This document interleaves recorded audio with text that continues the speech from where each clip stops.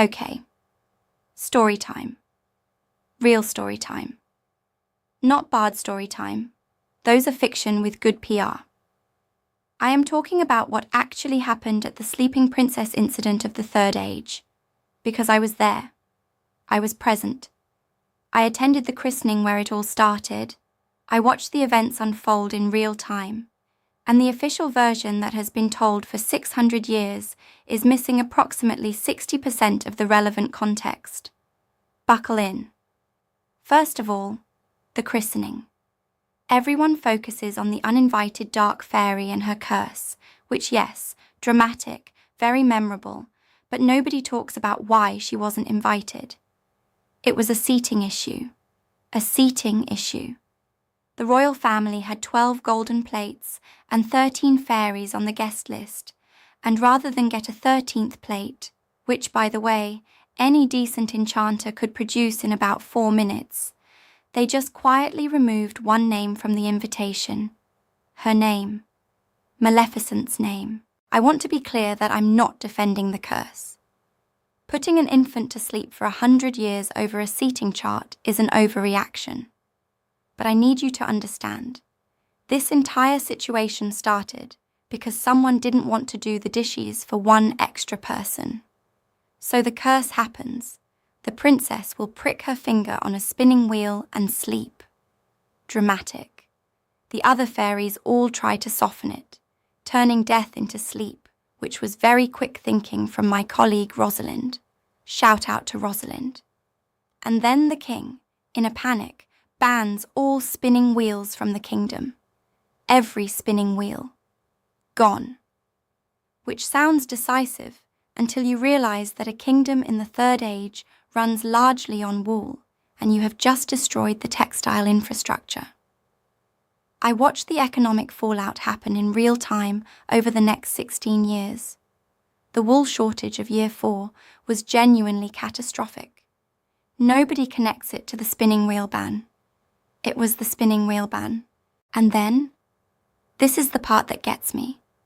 16 years later, the princess finds the one spinning wheel left in the entire kingdom, in a tower, being operated by an old woman, who somehow missed the ban. In 16 years, in an entire kingdom that had been cleared of spinning wheels, this one survived. I have a theory that the spinning wheels find the royalty. I have said this before. I continue to stand by it. She pricks her finger, she sleeps. The whole castle sleeps with her. Lovely magical touch, very thoughtful from Rosalind, kept her from waking up to an empty kingdom. And then we wait. 100 years. I visited 4 times during the 100 years. The enchanted hedge grew absolutely wild, and I thought about hiring a groundskeeper, but there was nobody to pay.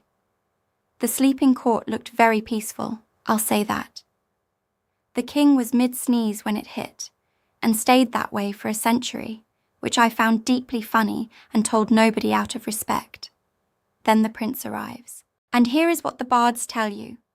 Handsome prince, true love's kiss, everyone wakes up happily ever after. What the bards do not tell you is that 3 other princes tried first. 3! Over the course of the 100 years.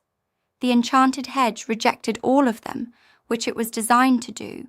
Rosalind built in a compatibility filter. She was thorough, and the bards just didn't include them. Prince number 2 was there for 20 minutes, trying to reason with the hedge. He talked to it. He apologized to individual branches. I watched from a tree. It was the most entertainment I'd had in decades. The actual prince who succeeded, lovely boy, genuinely good heart, the hedge liked him immediately, was so surprised it worked that he nearly fell over. His entrance was not the sweeping romantic arrival you've been told about. He tripped on a root at the threshold. Same root, different hero, different century. That root has been there for 1,000 years, and not one person has moved it. So that's the real story. A plate shortage, a wool crisis, a 100-year nap, 3 rejected princes who history forgot.